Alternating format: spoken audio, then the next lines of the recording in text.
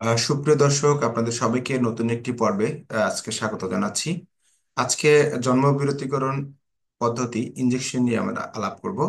আশা করি এই আলোচনা আপনাদের কোনো না কোনো ভাবে উপকৃত করবে। চলুন তাহলে আলোচনা শুরু করা যাক।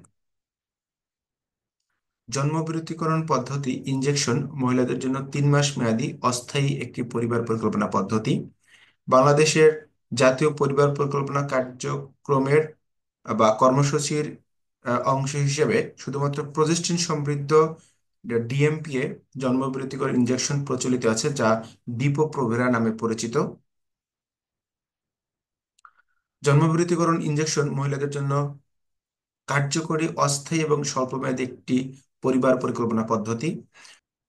খাবার বড়ির অনুরূপ দুই ধরনের জন্মবিরতীকরণ ইনজেকশন রয়েছে: শুধুমাত্র প্রজেস্টিন সমৃদ্ধ এবং মিশ্র। তবে বাংলাদেশের পরিবার পরিকল্পনা কার্যক্রমে শুধু প্রজেস্টিন সমৃদ্ধ যে ইনজেকশন রয়েছে সেটি প্রচলিত রয়েছে, যেটি ডিএমপিএ নামে পরিচিত। আর অন্য যে ইনজেকশনটি রয়েছে সেটি নেটেন নামে পরিচিত, যার বাণিজ্যিক নাম হচ্ছে নরিস্টারেট, যেটি বর্তমানে বাংলাদেশের সরকারি কর্মসূচিতে চালু নেই। আমরা যদি ডিএমপি এর বিষয়টি যদি দেখি, যে বাংলাদেশের জাতীয় পরিবার পরিকল্পনা কার্যক্রমে শুধুমাত্র এই ডিএমপি এর জন্ম বিরতিকর ইনজেকশন প্রচলিত রয়েছে, যার বাণিজ্যিক নাম হচ্ছে ডিপো-প্রোভেরা। এটি একটি বহুল ব্যবহৃত এবং অত্যন্ত কার্যকরী জন্ম বিরতিকরণ পদ্ধতি। এই ইনজেকশনটি 1 মিলি ভায়ালে সরবরাহ করা হয়ে থাকে, যার মধ্যে 150 মিলিগ্রাম ডিএমপিএ থাকে। এটি গভীর মাংসপেশিতে প্রয়োগ করা হয়। এই ইনজেকশনটা কিভাবে কাজ করে? জরায়ুর মুখে নিঃসৃত রসকে ঘন আঠালো করে, যার ফলে জরায়ুতে শুক্রাণু প্রবেশে বাধার সৃষ্টি করে। ডিম্বুস্ফুটনে বাধা দেয় এবং এই এই ইনজেকশনটি জরায়ুর এন্ডোমেট্রিয়ামকে গর্ভ সঞ্চালনের জন্য উপযোগী হতে দেয় না।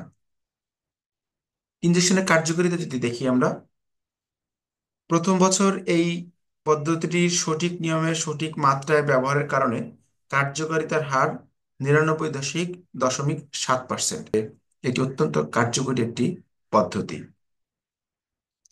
ইনজেকশনের কিছু অসুবিধা রয়েছে, আবার কিছু সুবিধাও রয়েছে। আমরা যদি সুবিধাগুলি যদি দেখি, এটি অত্যন্ত কার্যকর এবং নিরাপদ। গোপনীয়তা রক্ষা করে নেওয়া যায়। প্রতিদিন খাওয়া বা ব্যবহার করার একটা ঝামেলা থাকে না। একটি ইনজেকশন কমপক্ষে 3 মাস পর্যন্ত গর্ভ সঞ্চারণে বাধা দান করে। অস্থায়ী পদ্ধতি, তাই ছেড়ে দিয়ে পুনরায় সন্তান ধারণ করা সম্ভব। সব ক্ষেত্রে ইস্ট্রোজেন ব্যবহার নিষিদ্ধ, সেসব ক্ষেত্রে ব্যবহার করা যায়। অনেক সময় মাসিক বন্ধ করে দেয়, ফলে রক্ত স্বল্পতা কমায়। জরায়ুতে টিউমার প্রতিরোধে সহায়তা দান করে। আহ, কোনো কোনো ক্ষেত্রে এর ব্যবহারের ফলে কিছু স্ত্রী রোগের প্রকোপ কমায়, যেমন ডিম্বাশয়ের সিস্ট কমাতে সাহায্য করে। এই ইনজেকশনের আবার কিছু অসুবিধা রয়েছে। সেই অসুবিধাগুলির মধ্যে যেগুলি রয়েছে সেগুলি হচ্ছে, যেমন এটি মাসিক চক্রে অনিয়ম, যেমন ফোঁটা ফোঁটা রক্তস্রাব বা অনিয়মিত রক্তস্রাব হয়। দীর্ঘস্থায়ী বা অতিরিক্ত রক্তস্রাব বা মাসিক বন্ধ থাকতে পারে। সাধারণত 1 বছর ব্যবহার করার পরে কারো কারো মাসিক দীর্ঘদিন বন্ধ থাকতে পারে। কোনো কোনো মহিলা এটিকে সুবিধা হিসেবে গণ্য করেন। ওজন বৃদ্ধি পেতে পারে। ইনজেকশন নেওয়া বন্ধ করার পর পুনরায় সন্তান ধারণ করতে 6 থেকে 12 মাস সময় লাগতে পারে। তবে কোনো কোনো ক্ষেত্রে এর বেশিও সময় লাগতে পারে। দীর্ঘদিন ব্যবহারে অস্থির ঘনত্ব কমে যেতে পারে। ইনজেকশন নেওয়ার জন্য 3 মাস পর পর সেবা কেন্দ্রে বা পরিবার কল্যাণ সহকারী বা মাঠকর্মীর নিকট যেতে হয়। কোনো কোনো গ্রহীতার মাথা ধরে, মাথা ঝিমঝিম করে, স্তন ভারী হয়, ব্যথা অনুভব হয়, মানসিক অবসাদ বা মেজাজ খিটখিটে হয়, স্বামী সহবাসে ইচ্ছে কমে যায়। কিছু কিছু ক্ষেত্রে অ্যালার্জির রিয়াকশন দেখা দিতে পারে। যৌন রোগ বা প্রজননতন্ত্রের সংক্রমণ প্রতিরোধ করতে পারে না। গ্রহীতা বাছাইকরণ: ডিএমপিএ প্রথম শুরু করার পূর্বে গ্রহণকারীর শারীরিক এবং মেডিকেলের ইতিহাস লিপিবদ্ধ করতে হয়। এবং ইনজেকশনের যদি উপযুক্ততা বা অনুপযুক্ততা যদি আমরা দেখি, কোনো প্রয়োগ বিধি নিষেধ না থাকলেও মেনোপজ না হওয়া পর্যন্ত গ্রহীতা ইনজেকশন ব্যবহার করতে পারেন। স্বাস্থ্য কেন্দ্রের চিকিৎসক, এফডব্লিউবি বা প্যারামেডিক্স সেবা গ্রহীতাকে বাছাইকরণের পর ইনজেকশনের প্রথম ডোজ ও পরবর্তী ডোজ দিতে পারবেন। তবে পরিবার পরিকল্পনা অধিদপ্তরের অনুমোদন প্রাপ্ত এলাকায় প্রশিক্ষণপ্রাপ্ত পরিবার কল্যাণ সহকারী বা এনজিও মাঠকর্মীরা দ্বিতীয় ডোজ থেকে এই ইনজেকশনটি দিতে পারবেন। যে সকল অবস্থায় জন্ম বিরতিকরণ ইনজেকশন দেয়া যাবে না: বর্তমানে অবিবাহিত, বিধবা, তালাকপ্রাপ্ত বা স্বামী থেকে পৃথক, মহিলা যদি গর্ভবতী হন, যাদের কোনো সন্তান নেই, প্রসব পরবর্তী সময়ে যে সকল মহিলা শিশুকে বুকের দুধ পান করান, প্রসব পরবর্তী সময় হতে 6 সপ্তাহ পর্যন্ত, স্তনে যাদের ক্যান্সার রয়েছে বা পূর্বে ছিল, উচ্চ রক্তচাপ যাদের রয়েছে, পায়ে শিরাফোলা বা ব্যথা যদি কারো থাকে, বর্তমানে হৃদরোগে আক্রান্ত বা পূর্বে এই রোগে আক্রান্ত হয়েছিলেন, এরকম যদি হয়, যোনিপথে রক্তস্রাব যার কারণ জানা নেই, লিভারে যদি রোগ থাকে, ডায়াবেটিস যদি প্রকোপ থাকে, সে সকল ক্ষেত্রে সেই সেবা গ্রহীতা এই পদ্ধতি পাবেন না। ইনজেকশন নেওয়ার উপযুক্ত সময় রয়েছে, সেটি যদি আমরা দেখি, যেমন মাসিক শুরুর প্রথম 5 দিনের মধ্যে ইনজেকশন নিতে হয়। গর্ভবতী নয় এটা নিশ্চিত হলে মাসিকের যে কোনো সময় এই ইনজেকশনটি নেওয়া যায়।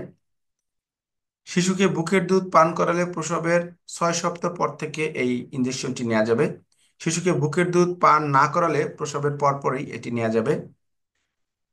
সম্পূর্ণ গর্ভপাতের পর এই পদ্ধতিটি নেওয়া যাবে এবং এমআর করার সাথে সাথেই এটি নেওয়া যাবে। আধুনিক অন্যান্য পদ্ধতি নিয়মিতভাবে ব্যবহার বন্ধ করার পর এই পদ্ধতিটি নেওয়া যাবে। সুপ্রিয় দর্শক, আপনারা যদি এই ইনজেকশনের ব্যাপারে আরো বিস্তারিত জানতে চান, তাহলে অবশ্যই পরিবার পরিকল্পনা অধিদপ্তরের সুখী পরিবার যে কল সেন্টার রয়েছে 16767, এই নাম্বারে কল করেও আপনারা আরো বিস্তারিত জেনে নিতে পারবেন। সরকারিভাবে যে ডিএমপিএ বিতরণ করা হয় সম্পূর্ণ বিনামূল্যে, সেটি আপনারা আপনার নিকটস্থ ইউনিয়ন স্বাস্থ্য পরিবার কল্যাণ কেন্দ্র বা কোনো এনজিও ক্লিনিক অথবা উপজেলা আহ, হাসপাতাল বা উপজেলা স্বাস্থ্য কমপ্লেক্স অথবা উম, মা ও শিশু কল্যাণ কেন্দ্র বা এমসিডব্লিউসি তে গেলেও আপনারা এই ইনজেকশন সেবাটা বিনামূল্যে সরকারি পরিবার পরিকল্পনা সেবার আওতায় আপনারা নিতে পারবেন। আশা করি এই আলোচনা আপনাদের ভালো লেগেছে। যদি আপনাদের ভালো লেগে থাকে অবশ্যই আপনার চ্যানেলটি সাবস্ক্রাইব করে রাখবেন, যাতে পরবর্তী যে কোনো ভিডিওর নোটিফিকেশন আপনার কাছে সহজে পৌঁছে যায়। আজকে বিদায় নিচ্ছি। পরবর্তী পর্বে অন্য কোনো পদ্ধতি নিয়ে আলোচনা করব। ততক্ষণ পর্যন্ত সবাই ভালো থাকবেন, সুস্থ থাকবেন, পরিবার পরিকল্পনা পদ্ধতি গ্রহণ করবেন, পরিকল্পিত পরিবার গঠনের মাধ্যমে দেশ ও জাতিকে সামনে এগিয়ে নিয়ে যাওয়ার ভূমিকা পালন করবেন।